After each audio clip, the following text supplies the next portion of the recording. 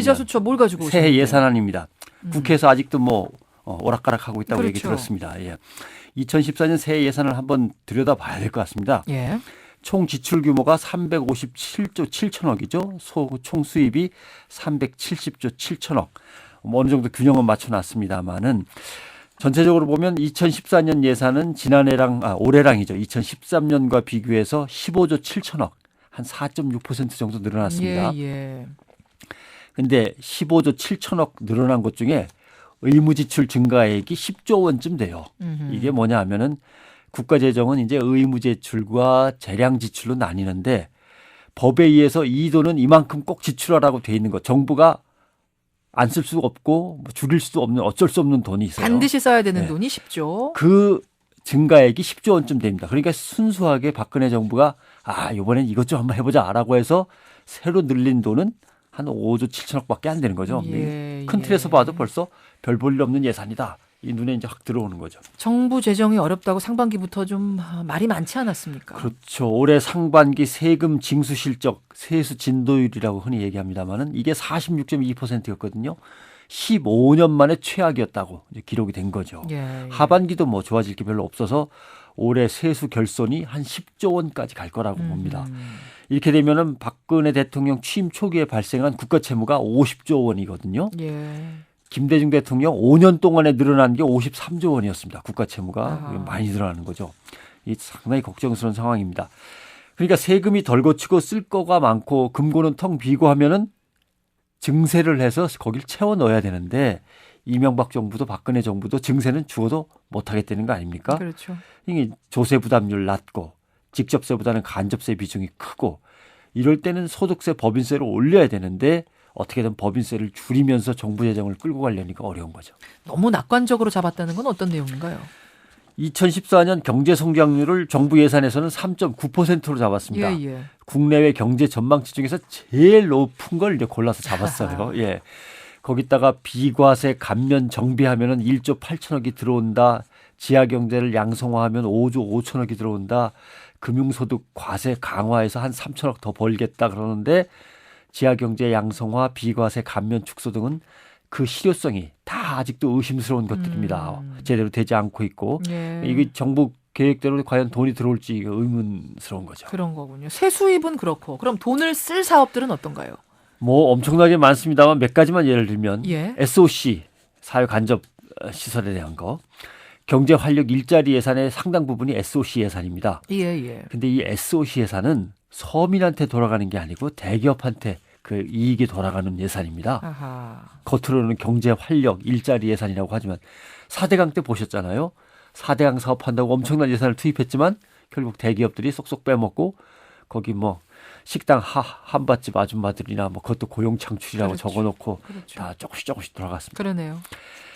SOC 예산은 겉으로 보면은 2013년 대비해서 4.3% 줄었어요.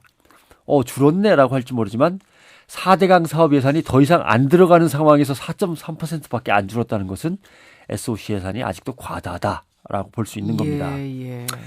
통일부가 추진하는 DMZ 세계평화공원 조성사업 이거 보면 말이죠. 2016년까지 3년간 2,500억 원이 투입되는 건데 내년 예산에 400억 원 잡혔습니다. 지뢰를 제거하고 조사 설계하고 하는 비용입니다. 이건 유엔 사령부의 군사정전위원회에서 안 된다고 고개를 내저은 사안입니다.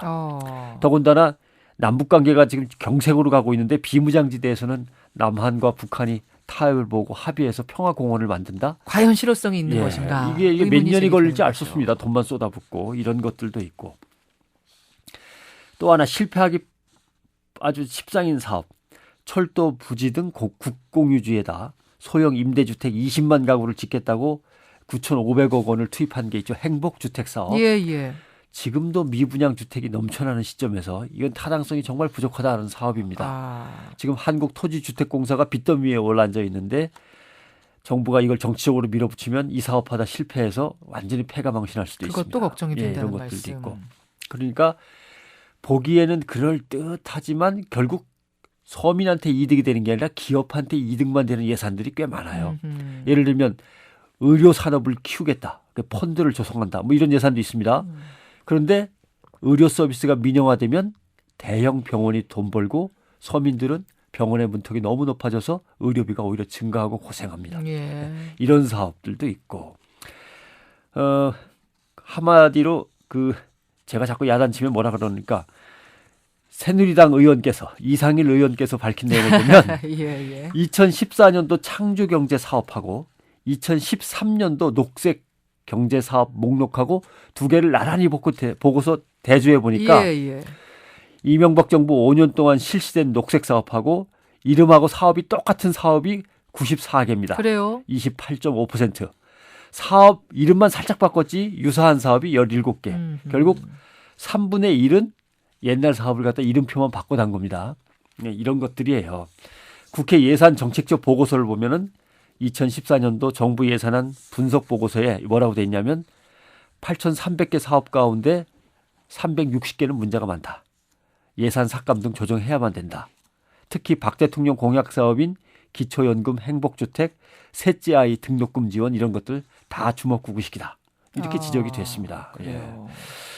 아무튼 실효성 없는 사업도 많습니다. 예비 타당성 조사를 이제 해가지고 이 돈을 쓸만하냐를 검토하는 건데 예. 경제성 분석에서 경제성이 없는 걸로 조사를 받은 사업들도 상당히 많습니다. 예. 일자리 예산은 어떤가요? 뭐 일자리 예산 뭐 할 말 없습니다만 한마디로 간단한 것. 2015년까지 6만 5천 명이나 되는 공공부문의 비정규직을 무기계약직으로 전환해 주겠다고 정부가 약속했어요. 예. 그 예산이 어디 있는지 아무리 찾아도 눈에 띄질 않습니다. 예? 말만 해놓고 예산에는 없는 거죠. 이런 것도 있고. 경찰 일자리를 4천 개를 만든대요. 야, 경찰 4천 명을 늘리나 보다 봤더니 예. 전투경찰 4천 명이 없어지니까 그 자리에 뭔가 들어가야 되니까 다시. 그럼 뭐 사실상 새로운 일자리도 아닌 거죠. 그렇게 되는 예, 거군요. 뭐 이런 것들도 많고.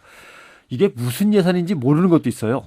핵심 직무 역량평가 모델 개발 사업, 예, 예. 스펙 초월 멘토링 시스템 개발 사업, 취업 성공 패키지 사업 이게 뭔지도 모르겠습니다. 지금 뭐 복지 사업 같은 거는 뭐 살펴보지도 아직 않았습니다만 이것도 살피려면 하루 종일 걸릴 것 같은데 이 책임이 여당한테 있느냐? 아니요. 야당한테도 분명히 있는 겁니다. 잘못된 정부 예산을 콕콕 집어가지고 수정해야 될 책임들이 있는데 저렇게 싸우다가 될지 이 걱정이네요. 그게 걱정입니다. 변상욱 기자 수고하셨습니다. 고맙습니다.